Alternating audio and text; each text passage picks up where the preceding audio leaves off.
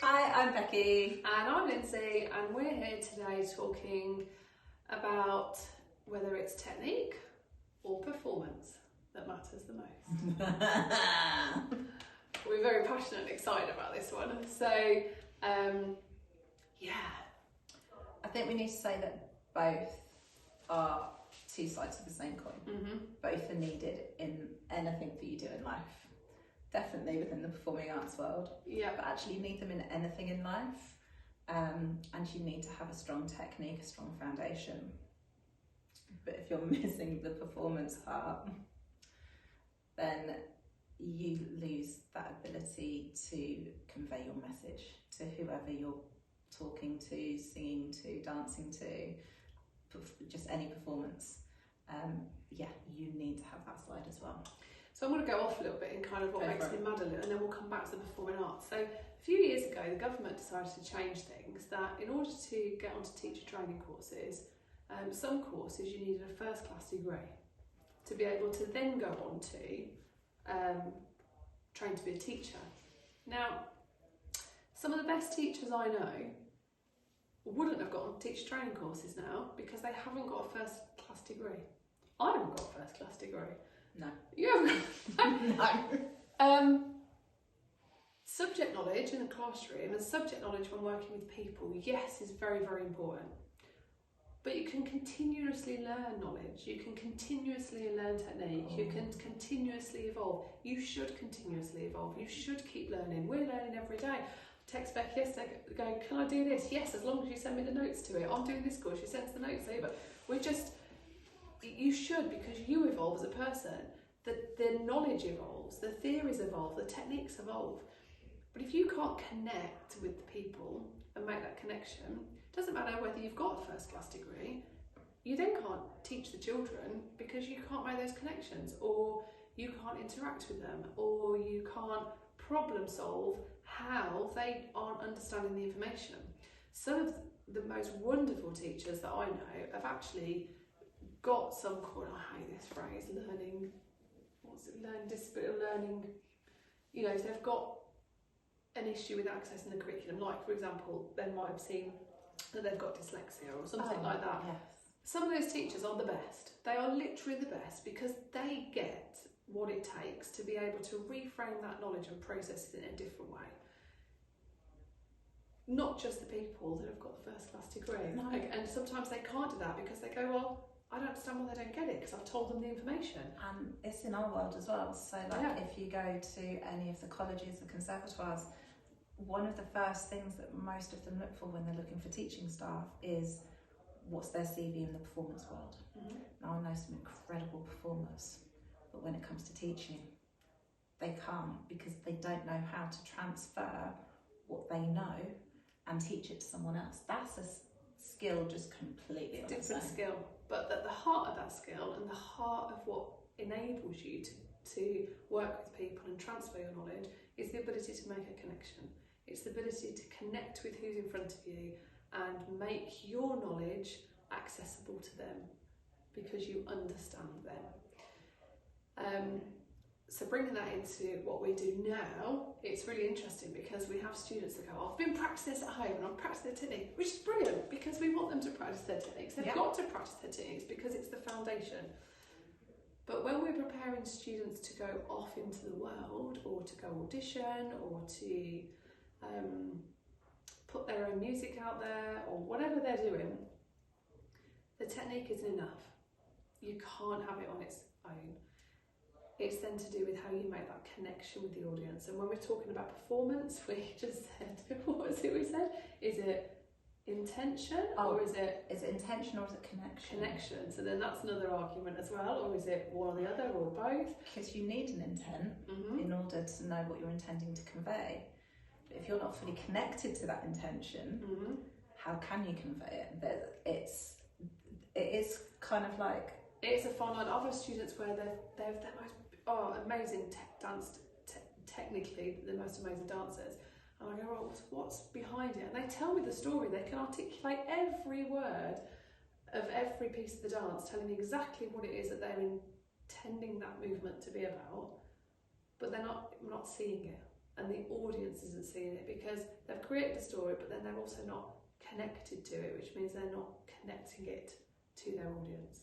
So how do you break that down? How do you get that connection that makes you stand out?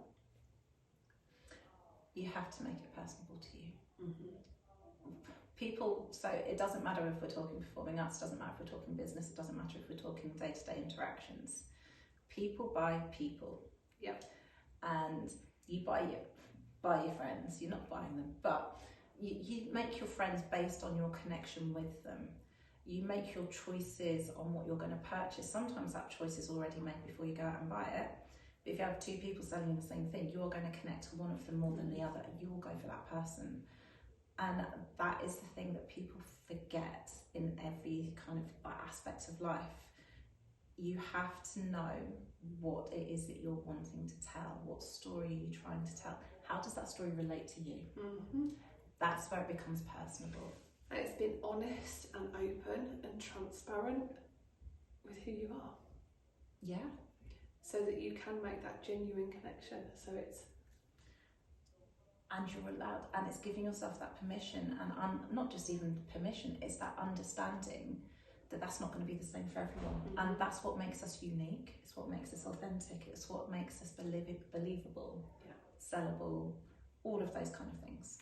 We went down to London a couple of weeks ago to watch an ex-student of yours in a show, and there was a song in the show, I Am What I Am, and it's performed twice in that musical. Once at the start as the show, and then obviously as the story goes on, the lead character performs it again with a very different intention, and the same song is changed. Yes, some of the words are changed, but it goes from being quite an upbeat, lively song to, I'm getting shivers now. Yeah, I am about it completely. Like, It was magical. Because the intention changed, and the raw emotion and the intention with every word when that second performance of it was done, the second half, and the power in the open air theatre images part that it created, everybody connected with that song. I've literally got goosebumps all over me.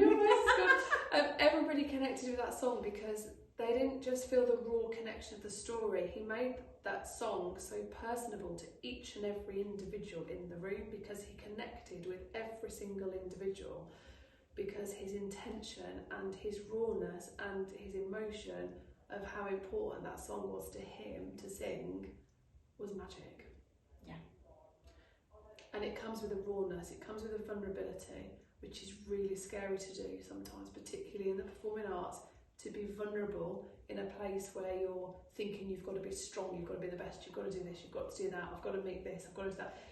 Sometimes better off making a few mistakes and a few wobbles, but being vulnerable and having that connection and intention in your work. Massively. When I talk about intent to any of my students, it's always emotional intent. What is your emotional intent behind this? And you can have different intents, you can have the same intents and different intensities. Mm-hmm.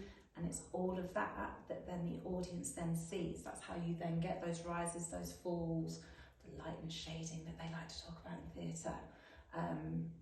All of that kind of stuff. You have to know what it is that you're there to do and what it means to you. And I think it's really hard to add that on at a later stage. So if you're going into audition season or you're thinking about what it is you're going to do, to then add that on falsely afterwards, rather than thinking, oh, I'm good at singing this song, or I'm good at this dance, I'm good at this piece of text, I know it. To then add the intention on afterwards as an add-on doesn't really work. You've got to build the technique and the intention together. So when you're choosing the pieces, you've got to choose something you've got connection with that may challenge you, which might put things out there that you go, oh, I'm not sure I'm happy doing that. But if you've got that intention, you can push yourself to improve the technique because we're constantly learning. Well, you're not even doing that. It's the intention can inform the technique, and actually it can make that technique learning easier because you've got that intention behind it. If you treat them as standalone, no, it doesn't work. You have to come at the two together. Okay, you may focus on one a little bit more than the other, but to help each of them out, you need to be working on both at the same time and exploring what you can do differently with both at the same time. Mm-hmm. And I think it's something you've got to not shy away from an early age as well. I think to open up later is more difficult. It's we encourage a lot of our children, even in the little squads, don't we, about why are we doing this? Yeah. What are you feeling? How does that feel to you? What do you think the audience might feel when they see this? And just being open in that dialogue, so it's been part of the norm. And to be honest, at that stage, a lot of them, when you ask it, they're like, don't know, but it gets them thinking. Yeah. And that's so crucial. The number of adults I work with who have been told at some point in their life to be quiet, to not to be so loud, or to make themselves seen by other people, it stifles you, and it stifles your growth as a person, your creativity, your ability to go off and have a successful career. With just putting this out there to parents, to teachers, to everyone, please do not ever tell a child to be quiet on a daily basis. Trust me, I've got 3 kids, you've got 2. We do tell them to be quiet and to shut up at times because it just gets too much. We get that, but don't try and encourage a quiet house. Yeah. They lose their voices, they lose their identity, then later on they're going to struggle to connect because it's already been shut down from when they're a young child, where you need those skills to develop. It's having those open conversations and being allowing people to have an opinion, but realise that there's a difference between an opinion and then disrespecting the people that you're around.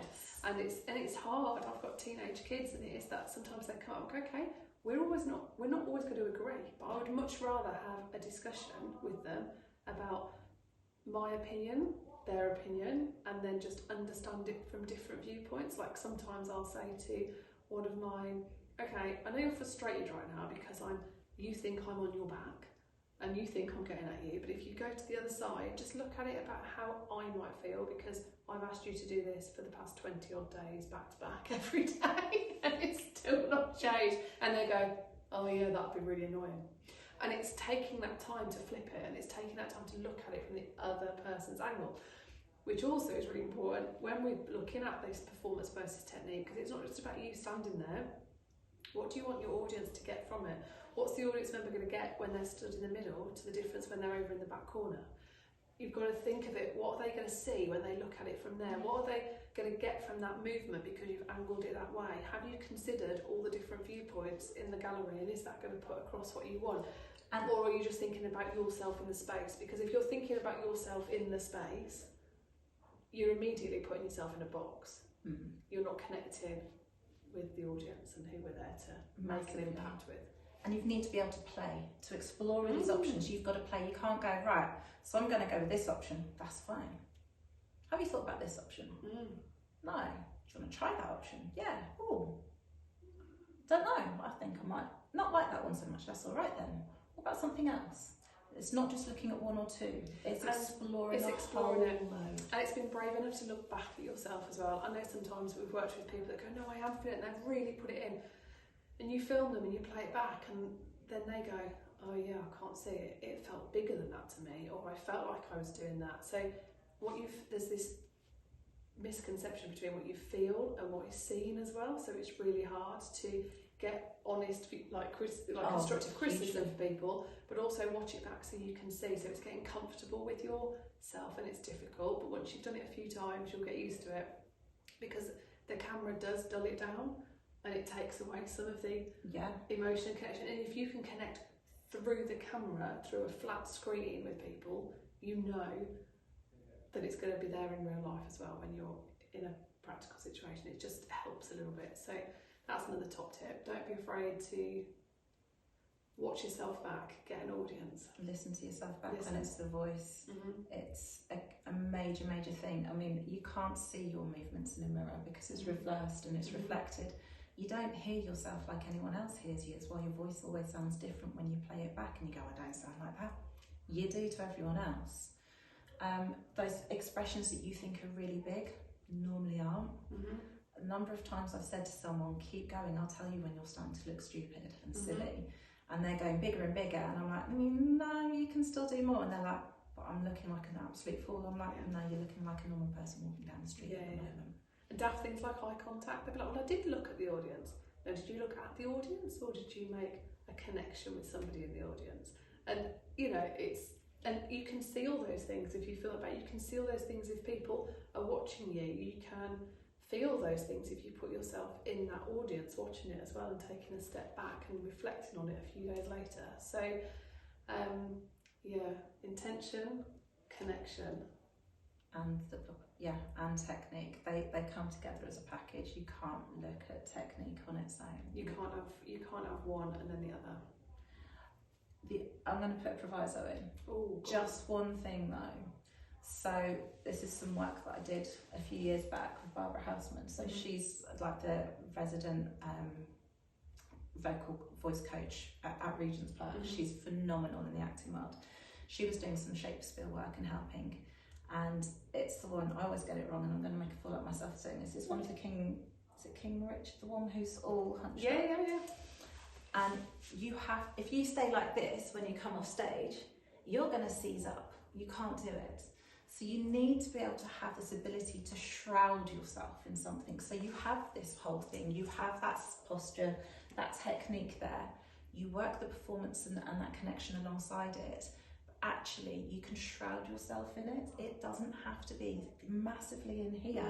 It can be a shroud you put around yourself so that when you come off, you're still emotionally safe and physically safe, so you can then take it off and it hasn't impacted you and you don't take it away. That's the one proviso that I do want to put in there. So important. Because if you do become too invested into that emotional connection and what that song means to you, it goes too far for the audience.